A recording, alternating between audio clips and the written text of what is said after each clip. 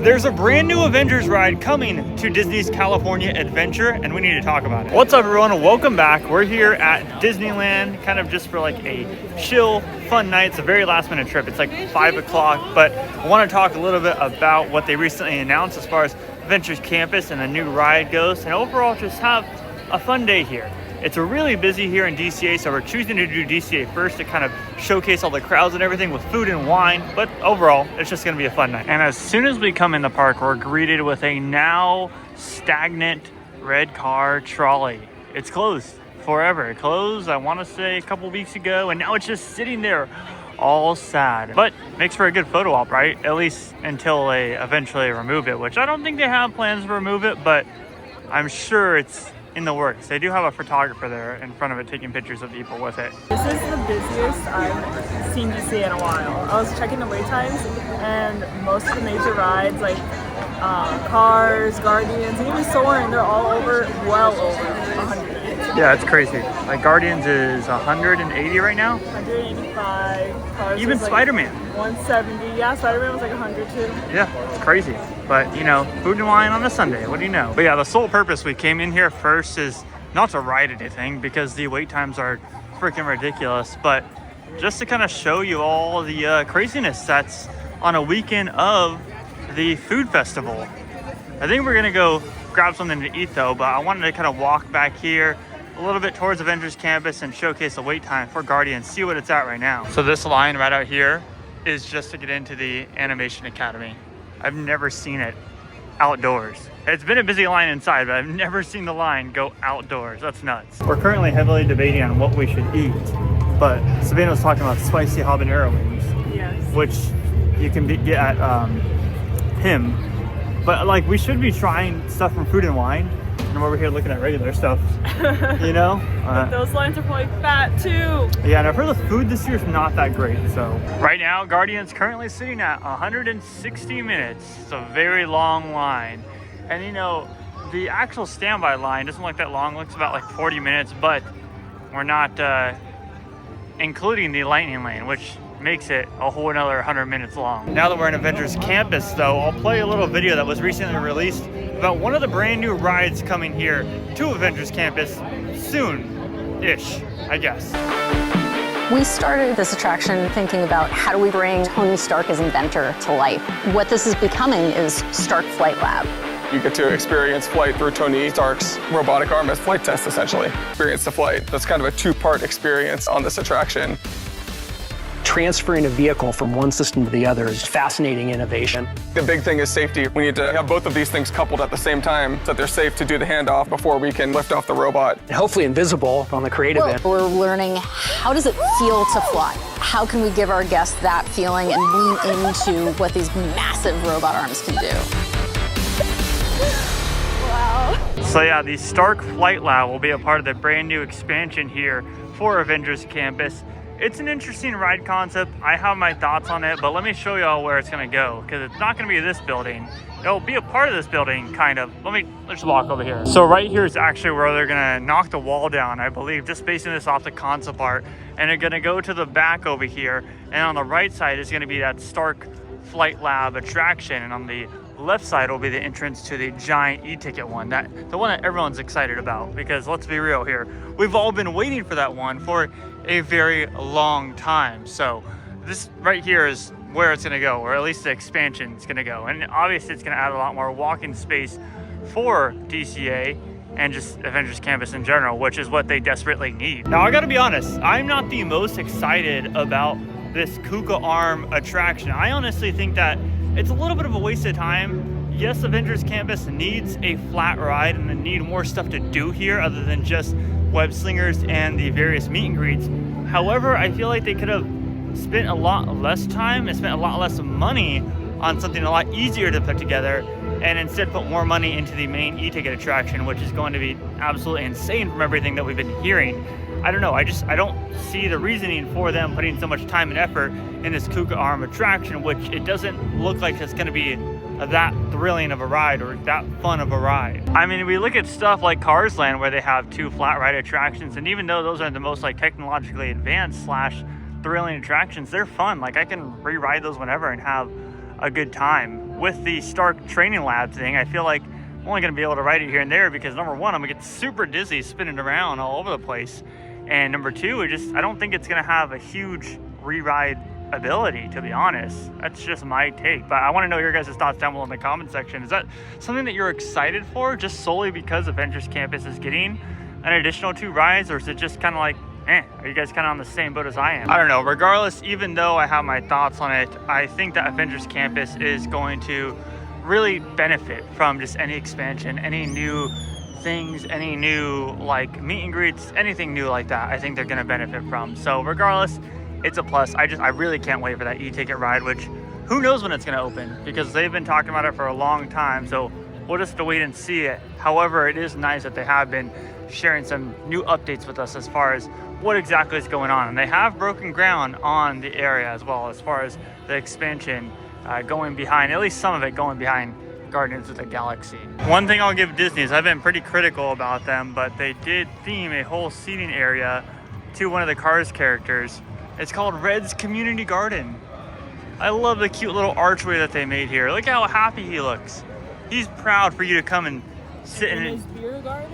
In his beer garden, that's right. It's Red's Community Beer Garden. No, in all seriousness though, this is perfect because this area over here, Cozy Cone, got really crowded and there's really no seating areas, and this is a perfect little themed area for people to enjoy their Cozy Cone stuff. Yummy?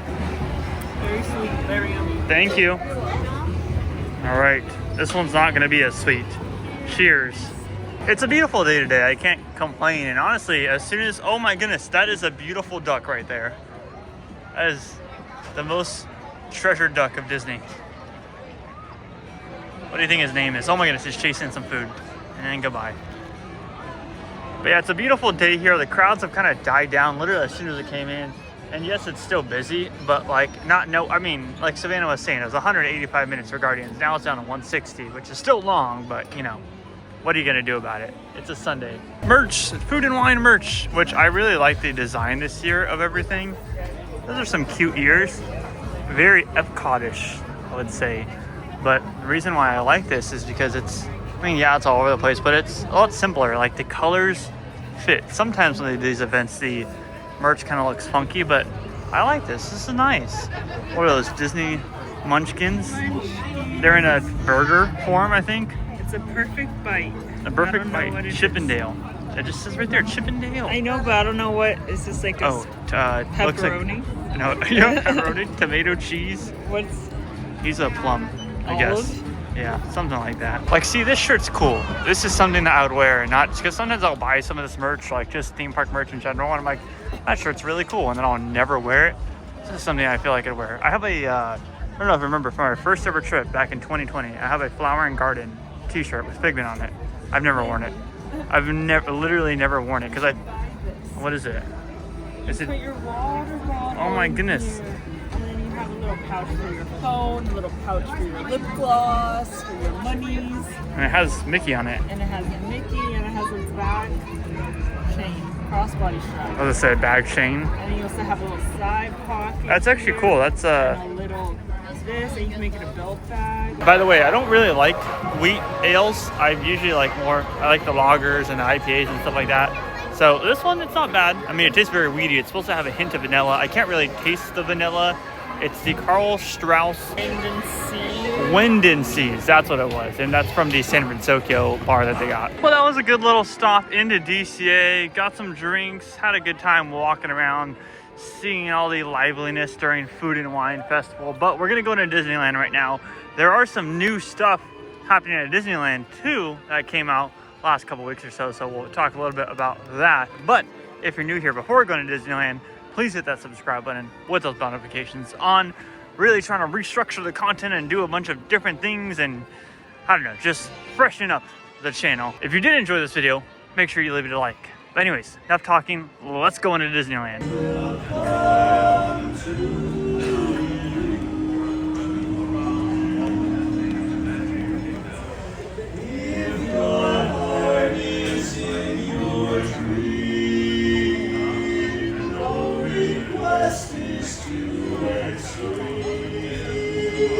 So soon in May, it'll kick off Disneyland's 70th anniversary.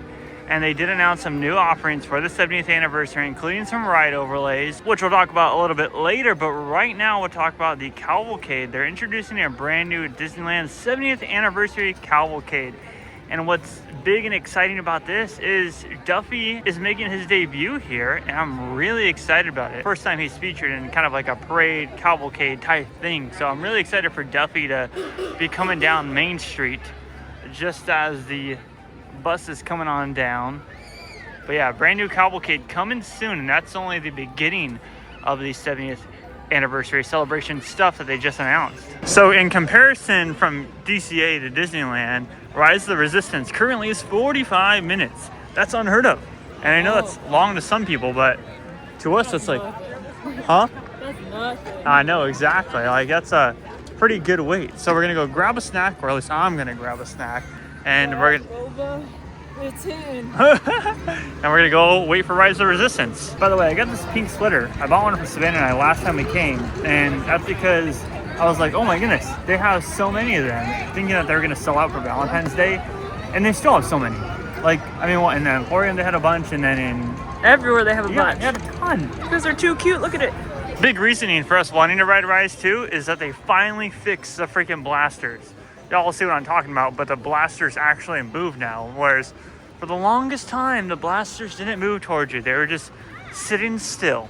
So I think we're gonna single rider it. Even though it's 45 minutes, why not just single rider it? Maybe we'll get lucky. I think the last couple of times that we've done single rider, we've lucked out. Oh no, it was Universal Orlando. The last couple of times that we've been to Universal Orlando, we've gotten single rider Mummy, and it was like an hour wait. Both times we've sat together. So maybe we'll have that same luck for Rise of the Resistance. Well, now that you said it. Yeah, I know, when you speak of it, it doesn't happen. And speaking of Star Wars and everything, there is a brand new ride debuting next year in Star Wars, which we will talk about after we get off Rise of the Resistance. Either Savannah's lying to me or they got rid of it. We'll see if this is 45 minutes. It looks a little bit long, but we gotta factor in Lightning Lane. It probably is 45 minutes considering the fact that they may not have as much Lightning Lane, so we'll see. 6:56, so stay tuned, everybody. Commander 9 down, please report back to ITS cockpit.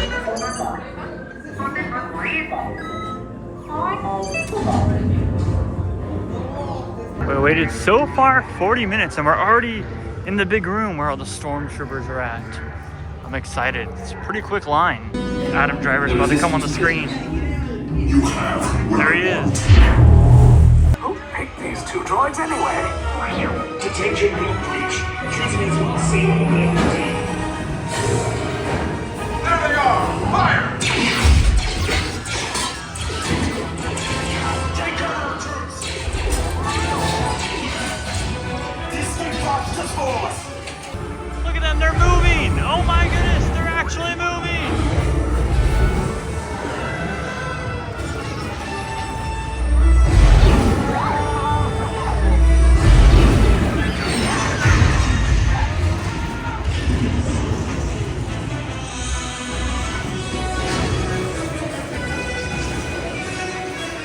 Attention, all resistance personnel. Abandon ship.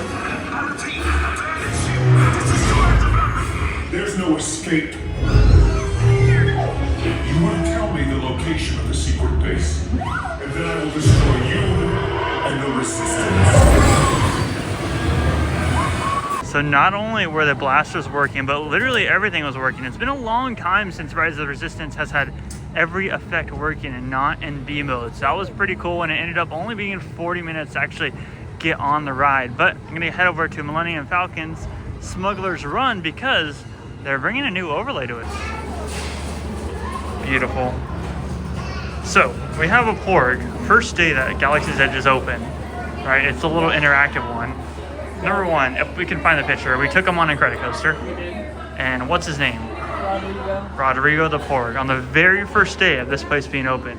And now there's a mini Rodrigo. Look at him. He's so Rodrigo. And now that we're at Falcon, it's perfect time to talk about another new attraction. Well, new-ish. It's an overlay.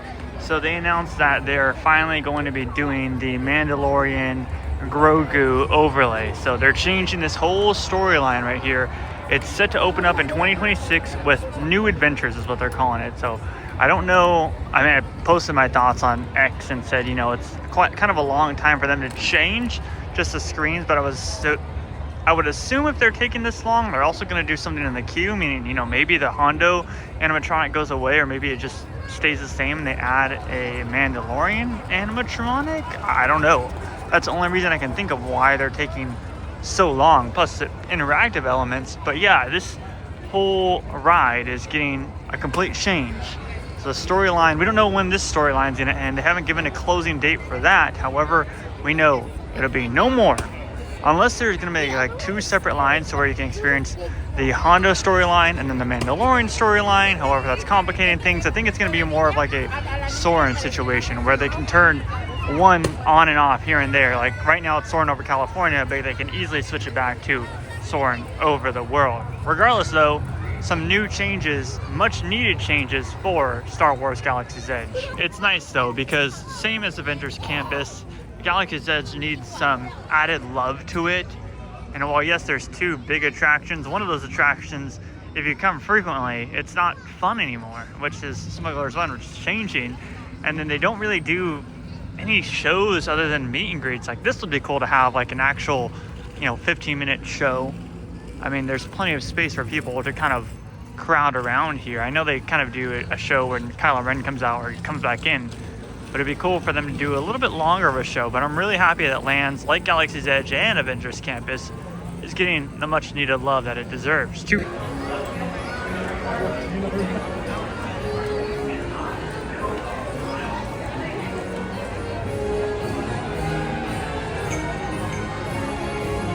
From a galaxy far, far away, now to Mr. Toad's Wild Ride, where we're gonna go to hell. So the ride just shut down and they evac 2 cars right now. It looks like they're doing an evac, but they haven't told anyone yet.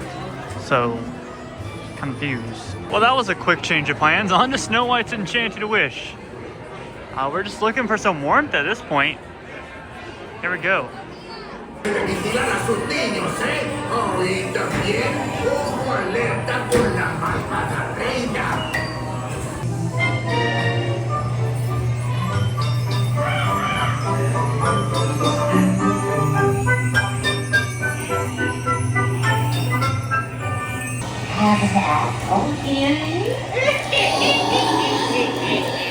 An unexpected turn of events. Mr. Toad's is open. So it turns out we are going to hell. Let's go. Thank you, kind sir. Thank you very much. This is about to be a preview of the new Cars ride at Magic Kingdom right now. Watch, it's gonna be exactly like this when it opens up.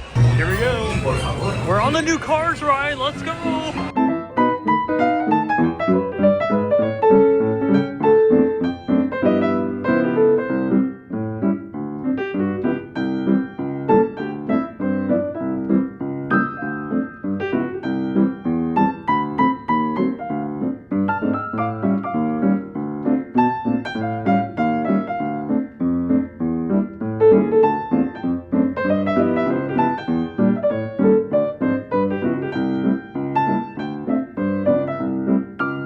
Man, I literally could not get the part where we went to hell, so you guys can get the joke if you don't know what we're talking about, which I'm assuming a lot of y'all do. The reason for that is I don't usually vlog on the iPhone, and yeah, the iPhone storage is full, so that's lovely. Cleared up some stuff. Now I'm gonna go talk to you guys about Small World, because there's a new overlay coming on Small World 2 as a part of the 70th anniversary celebration. We don't have to wait till a whole year for that, and you can see already that it's up behind walls. So as a part of the 70th anniversary celebration, they are adding Coco, a Coco scene to It's a Small World, and I'm assuming this will be up permanently now once they add it, but they're adding Coco, Miguel himself, and Dante in the Mexico area, which I'm really excited about. It's about time that they add something new to Small World and just something new in general to one of their older attractions. So pretty excited for that. It will be debuting in May once the 70th anniversary celebration kicks off. So we also have to look forward a projection show, new projection show on Small World as well. Lots of stuff that they're doing for the 70th, way better than they did for Disney 100, because Disney 100 was a mess. We were here on opening day and it was a mess. But the 70th celebration they're really going all out. They're adding some new ride overlays. They're bringing a new attraction in the Walt Disney animatronic attraction, where Great Moments with Mr. Lincoln's at, which they actually took the sign down, so we'll go check that out before we leave. But really going all out. I'm excited. Perfect way to end the night, I guess. Well, I didn't get to stop and show you guys the whole Great Moments with Mr. Lincoln thing, but they removed the sign in preparation for the Walt Disney... Okay, Savannah's running for some strange reason. Anyways, we were trying to beat the freaking firework crowd out, which we did, and now we're going home. Anyways, subscribe, like, all that fun stuff, and yeah, love you guys. Peace out.